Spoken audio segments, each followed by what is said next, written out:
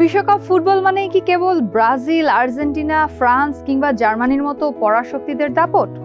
ইতিহাস কিন্তু তা বলে না। টুর্নামেন্টের সব হিসাব নিকাশ উল্টে দিয়ে হুট করে লাইমলাইটে চলে আসে এমন কিছু দল যাদের নিয়ে শুরুতে কেউই তেমন বাজি ধরে না। খুব বেশি দূরে যাওয়ার প্রয়োজন নেই।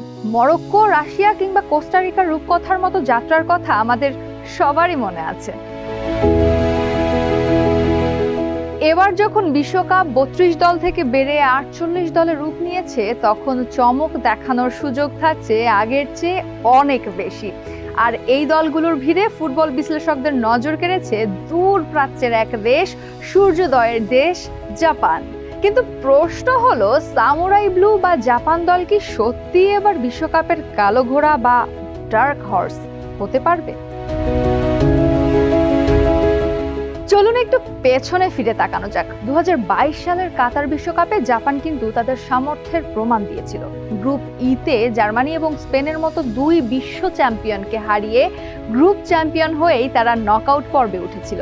তবে শেষ 16র মঞ্চে ক্রোয়েশিয়ার কাছে টাই ব্রেকারে হেরে আবারও সেই চেনা হৃদয় ভঙ্গ নিয়ে বিদায় নিতে হয়েছিল তাদের।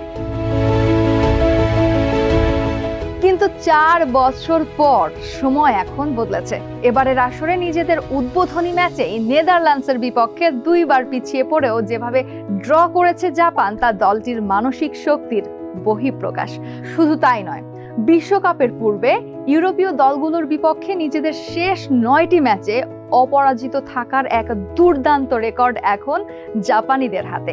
আর তাদের গ্রুপ এফ এর বাকি 2 প্রতিপক্ষ সুইডেন এবং তিউনিসিয়া হওয়ায় নকআউটের টিকিট পাওয়াটা তাদের জন্য অনেকটাই সহজ সমীকরণ বলে মনে করছে অনেকেই। জাপানের এই বদলে যাওয়ার পেছনের মূল কারিগর তাদের কোচ হাজিমে মোরিয়াসু এবং দলের অভিজ্ঞতা ও তারুণ্যের এক চমৎকার মিশ্রণ। দলে আছেন ক্রিস্টাল প্যালেসের দাইচি কামাদা এবং লিডস ইউনাইটেডের আও তানাকার মতো তারকা। মূলত এই তারকাদের ওপর ভর করেই আয়োজক দেশগুলো বাদে প্রথম দল হিসেবে অত্যন্ত দাপটের সাথে বিশ্বকাপের টিকিট নিশ্চিত করেছে জাপান। দলের সাবেক অধিনায়ক মায়া ইয়োশিদা এবার স্কোয়াডে না থাকলেও সাপোর্ট প্লেয়ার হিসেবে দলের মেন্টর হয়ে এসেছেন তিনি। তার মতে, একসময় জাপানি ফুটবলারদের জন্য ইউরোপের শীর্ষ লিগে খেলাটা ছিল স্বপ্নের মতো।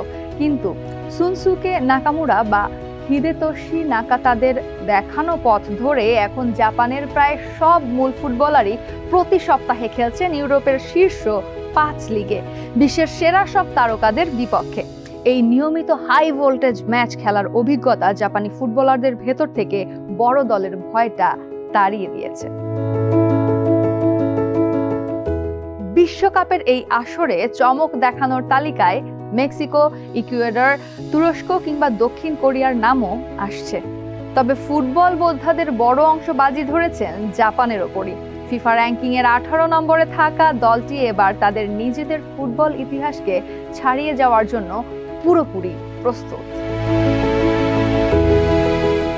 কোচ হাজিমে মোরিয়াসুর লক্ষ্য এবার কেবল কোয়ার্টার ফাইনাল নয়, বরং তার চেয়েও উঁচুতে নিয়ে জাপানকে বিশ্বসেরা করতে চান তিনি।